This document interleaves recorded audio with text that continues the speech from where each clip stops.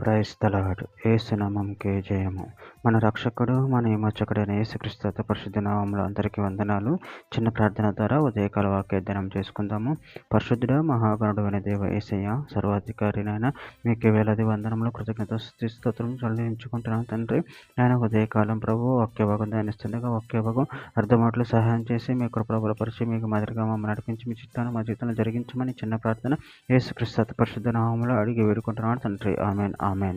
యెషయా గ్రంథం 2వ అధ్యాయం 4వ వచనం. ఆయన మధ్యవర్తి అన్య జనులకు న్యాయం తీర్చును, అనేక జనములకు తీర్పు తీర్చును. వారు తమ ఖడ్గములను నాగటి నొక్కులుగాను తమ ఈటెలను మంచు కత్తులుగాను సాగగొట్టుదురు.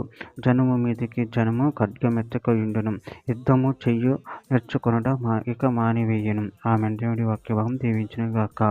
ప్రభునందు ప్రియులారా, ఇక్కడ వాక్య భాగంలో గమనించినట్లయితే ఆయన మధ్యవర్తి అన్య జనులకు న్యాయం తీర్చును, అనేక జనములకు తీర్పు తీర్చును. వారు తమ ఖడ్గమును నాగటి నొక్కులుగాను తమ ఈటెలను మంచు కత్తులుగాను సాగగొట్టుదురు.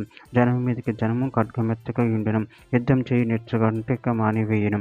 అదేవిధంగా వాక్య భాగంలో గమనించినట్లయితే యెషయా గ్రంథం 11వ అధ్యాయం 3-4 వచనాలు.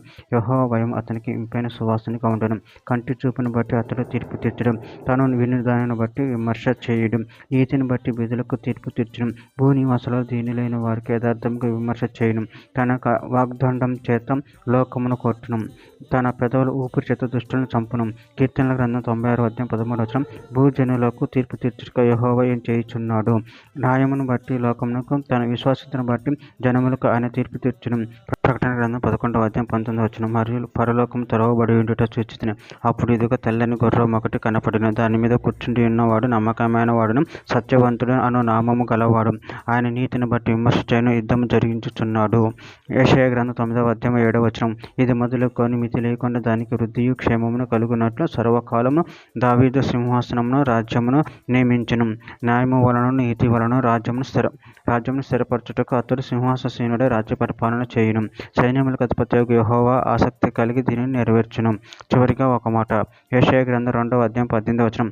ఆ దినమున నేను నా జనులకు పక్షముగా భూ జంతువులతోనూ ఆకాశ పక్షులతోనూ నేలను ప్రాకు జంతువులతోనూ నిబంధన చేయుదును. విల్లును ఖడ్గమును యుద్ధమును దేశంలో నుండకుండా మాన్పించి వారిని నిర్భయముగా నివసింప చేయుదును. ఆమె దేవుడి వాక్యభాగం దీవించిన కాక చిన్న ప్రార్థన చేసుకుందాము.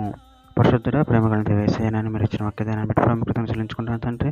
మీరు నీతి న్యాయం జరిగించి దేవుడు ఉన్నారు తండ్రి. మీరు రాజ్యంలో మమ్మల్ని గుర్తు చేసుకొని మీకు మాదిరిగా మమ్మల్ని నడిపించమని చిన్న ప్రార్థన నామములో అడిగి వేడుకుంటున్నాను తండ్రి. Amen amen amen.